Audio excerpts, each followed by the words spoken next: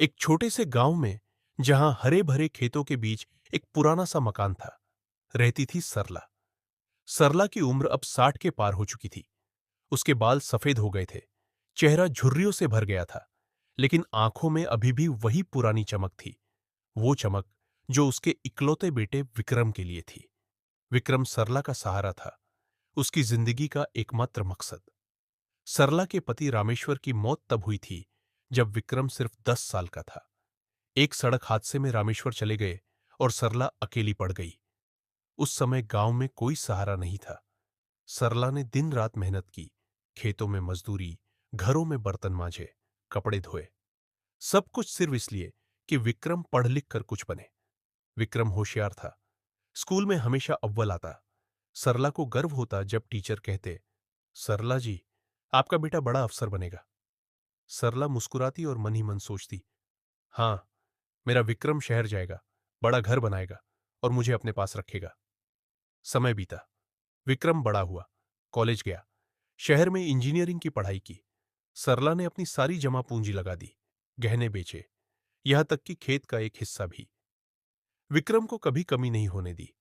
हर महीने विक्रम का फोन आता, मां मैं ठीक हूं, पढ़ाई अच्छी चल रही है, तुम अपना ख्याल रखना। ग्रेजुएशन पूरा हुआ, विक्रम को अच्छी नौकरी मिल गई, दिल्ली में एक बड़ी कंपनी में। सरला की खुशी का ठिकाना न रहा।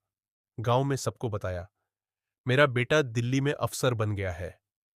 विक्रम ने फोन पर कहा, मां, अब तुम आराम करो, मैं जल्दी आऊंगा और तुम्हें अपने पास ले जाऊंगा। लेकिन जल्दी कभी नहीं आई। पहले तो विक्रम व्यस्त रहा, नई नौकरी, ट्रेनिंग, फिर शादी की बात हुई। विक्रम ने फोन पर बताया, मां, एक लड़की पसंद आई है, प्रिया, ऑफिस में ही काम करती है, शहर की है, पढ़ी लिखी। सरला ने खुशी से कहा, बेटा, जैसी तेरी मर्जी, बस खुश रहना। शादी हुई दिल्ली में। सरला को बुलाया गया, लेकिन गांव से शहर का सफर मुश्किल था। सरला ने मना कर दिया, बेटा, मैं यहां ठीक हूं, तुम लोग खुश रहो। शादी के बाद विक्रम का फोन कम आने लगा, महीने में एक बार।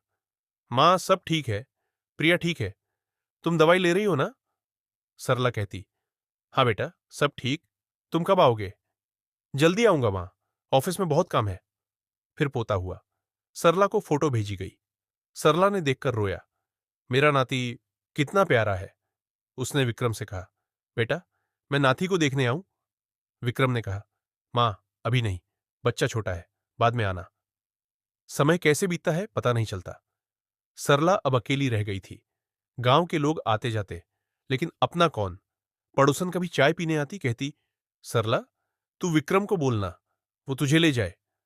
सरला मुस्कुराती, अरे बेटा व्यस्त है, बच्चे हैं, मैं यहां ठीक हूं। लेकिन रातें लंबी हो गई थीं।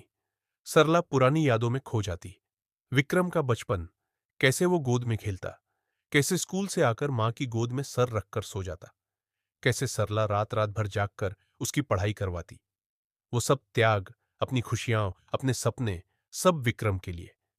एक दिन सरला बीमार पड़ी, बुखार, खांसी। गांव के डॉक्टर ने कहा, दिल कमजोर हो रहा है, आराम करो।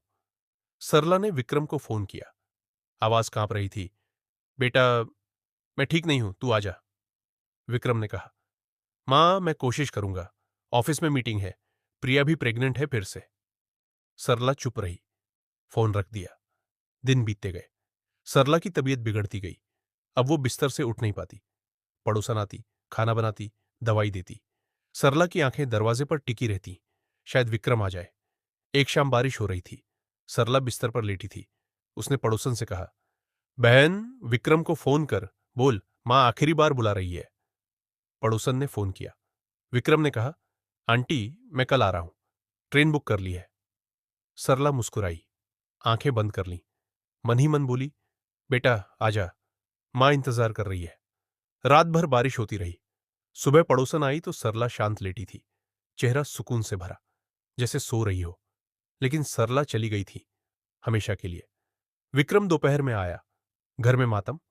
वो मां के पास बैठा, सर पकड़कर रोने लगा। मां, सॉरी मां, मैं देर कर दी।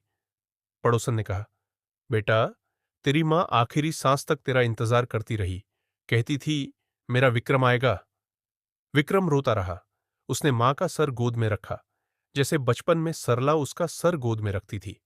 लेकिन अब सब देर हो चुकी थी। गांव में सरला का अंतिम संस्कार हुआ। विक्रम ने खुद चिता को मुखाग्नि दी। लौटते समय उसने मन ही मन कहा, मां, मैंने तुम्हें बहुत दुख दिया, अब कभी नहीं। लेकिन सरला तो सुन नहीं रही थी। वो ऊपर कहीं मुस्कुरा रही होगी अपने बेटे को देखकर। मां का प्यार ऐसा ही होता है, बिना शर्त, बिना उम्मीद। वो त्याग करती है, इंतजार करती है और चुपचाप चली जाती है। कहानी खत्म नहीं होती। हर घर में ऐसी माएं हैं जो इंतजार करती है। अगर तुम्हारी मां जिंदा है तो आज ही फोन करो, जाओ उसके पास, क्योंकि कल देर हो सकती है।